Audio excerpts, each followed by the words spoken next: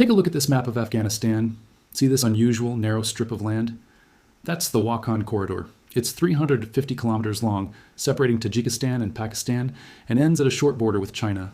This is one of the most remote regions on Earth, with towering mountains and sparsely inhabited valleys. Some places so hard to reach they seem untouched by time. It's home to nomadic life and stunning natural beauty. But the Wakhan Corridor is about to change forever, because right here, the Taliban are building a 120-kilometer highway to connect Afghanistan with China.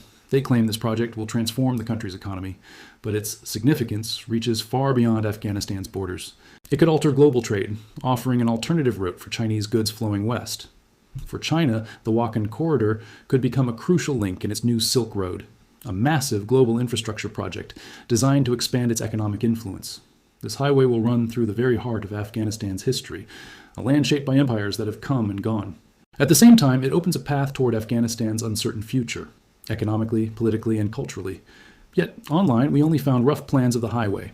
No footage, no details, no progress updates. So, we sent our reporter, Vali, to investigate. He knew it would be a long and dangerous adventure, but he wasn't ready for what came next. Now, a quick disclaimer. The political views in this film represent our perspective. The people appearing on screen or assisting with production in Afghanistan are not responsible for these interpretations. Regular viewers might remember Vali. Last year, he explored an active volcano in Ethiopia, accompanied by kids with Kalashnikovs. A few months ago, he investigated a doomsday cult in Fiji, but this story is a whole different beast.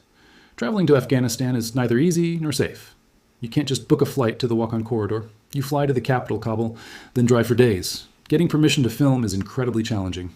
The Taliban regained power in August 2021. Since then, the human rights situation has deteriorated, especially for women and girls, and critical voices are being silenced. They operate checkpoints across the country and even search people's phones. Sending Vali there took a huge amount of preparation. Our team worked for weeks on visas, flights, and journalist permits. We brought in outside experts who know the ins and outs of traveling in Afghanistan, running multiple risk calls to plan for every scenario. There's so much to consider. Parts of the journey go up several thousand meters, so altitude sickness is a real risk. And in the Wakhan Corridor, you're basically on your own. Almost no cell signal, tough terrain, and clean drinking water is hard to find. If something goes wrong, proper medical care could be days away. That's why Vali doesn't travel alone.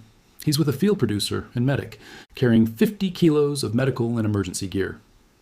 On August 19th, Vali and his producer, Rob, finally flew to Kabul. Their plan is to drive from Kabul to Faizabad and then to Ishkashim, the gateway to the Wakhan Corridor. From there, the new highway is supposed to run 120 kilometers all the way to the border with China. But before they hit the road, let's take a closer look at Afghanistan. The country covers about 650,000 square kilometers and has a population of roughly 43 million. It's home to numerous ethnic groups and cultures. Dari and Pashto are the official languages, but many others are spoken.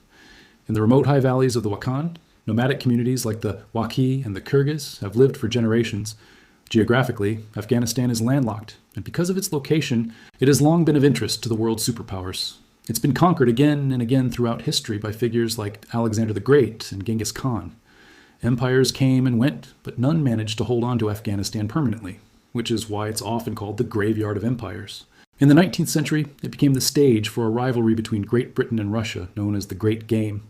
This contest redrew the map, and the Wakhan Corridor emerged as a narrow buffer zone separating the two empires. So much has changed since the Great Game, especially how we do business.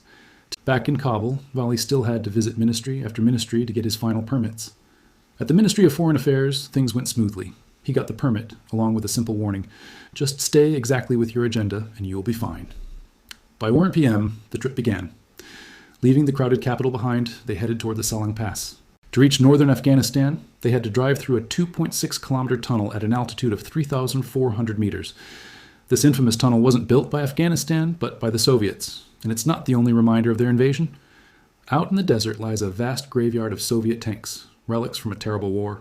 In 1979, the Soviet Union sent troops into Afghanistan to support the communist government against anti-communist guerrillas. They planned for a short intervention, but the war lasted 9 long years, becoming a major battlefield of the Cold War. The government in Kabul was backed by Moscow, while the U.S. supplied money and weapons to the Mujahideen. The Soviet army faced immense challenges, unable to secure control of the country. By 1988, Moscow began withdrawing its forces, but the fighting didn't stop. Both the Soviet Union and the U.S. continued to support their respective allies. In 1992, the regime collapsed and Afghanistan descended into civil war. 4 years later, the Taliban took power in Kabul, declaring the Islamic Emirate of Afghanistan. Our journey to the Wakhan Corridor has been full of problems. Flat tires, breakdowns, using the wrong fuel. It's windy, it's dusty, it's getting colder, and now we have another flat tire. What a start. Now something's wrong with the gas pump. But we keep pushing forward, slowly. We're going to drive through the night, carefully, to try and make up for all the time we lost. The roads and the driving here are honestly a bit stressful, a little chaotic. Okay, maybe a little is an understatement, but we'll get through this, and the journey is absolutely worth it. We've been on the road for about 20 hours now, and the landscapes are just mind-blowing. We finally reached Badakhshan province, a remote corner of Afghanistan where the Wakhan Corridor is located. It's still a long drive, though. All along this river we can see gold mines. Afghanistan is rich in natural resources. Beneath its mountains lie vast deposits of copper, iron, rare earths, and gold. The Taliban control nearly $1 trillion worth of minerals. But in reality, most of it remains untouched. These kids are building parts for gold extraction. This place is full of gold mines. It's a real gold rush. We finally make it to Faizabad, the capital of Badakhshan. The plan for the day seems simple. Walk into the ministry, get another filming permit, and move on. But things didn't go as planned. Sitting here with this beautiful view over Faizabad, I'll tell you what happened. When we arrived, everything changed. The local ministry suddenly informed us we were not allowed to film anywhere in Badakhshan. An employee told us the order came directly from the Taliban. We even found a news article about a ban stating that broadcasting images of living beings is prohibited. But that wasn't the only reason. Another concern raised was that if our story went viral, people would learn about a secret road project. Neighboring countries might pressure China to stop it. This was bizarre because there has already been Afghan news coverage on the road, showing pride in the project, though without exact details or photos. It's all very confusing. Then, out of nowhere, the director of the ministry called. It seems we got the permit, but under strict conditions. We're not allowed to enter the wildlife area in the Wakhan Corridor. Go near the Pakistani border, or, most importantly, go to the border with China, the very area where the new highway is being built. We are only allowed to drive to Baza-e-Ghanbad.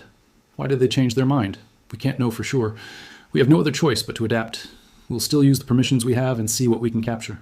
I won't give up.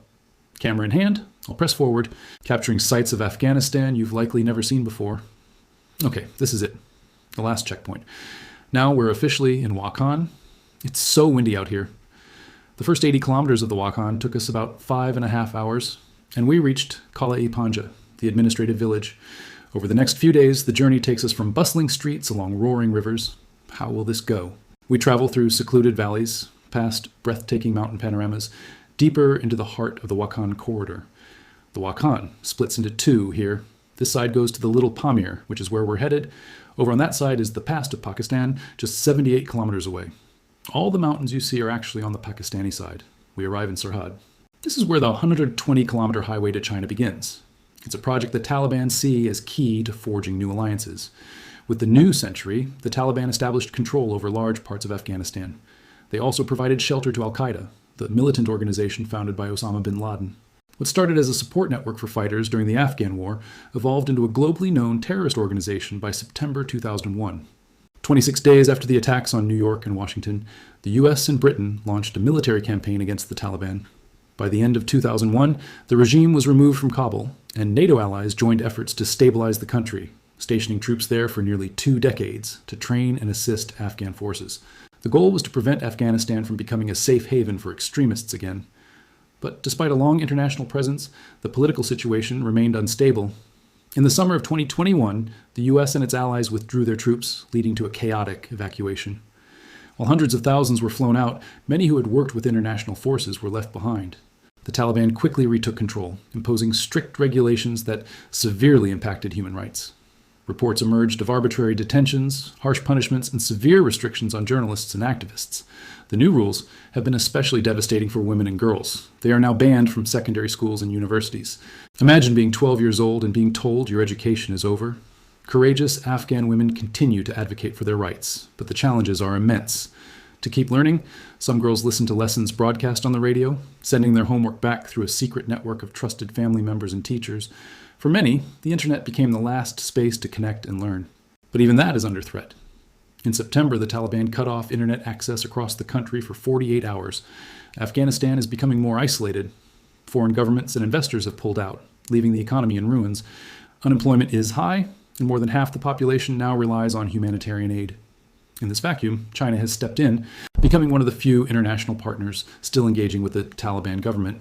Beijing has appointed an ambassador and is Afghanistan's largest new investor. China is even exploring extending its massive Belt and Road initiative into the country, which could connect Afghanistan to new global trade routes. One key project is a new highway through the remote Wakhan Corridor, a narrow strip of land bordering China.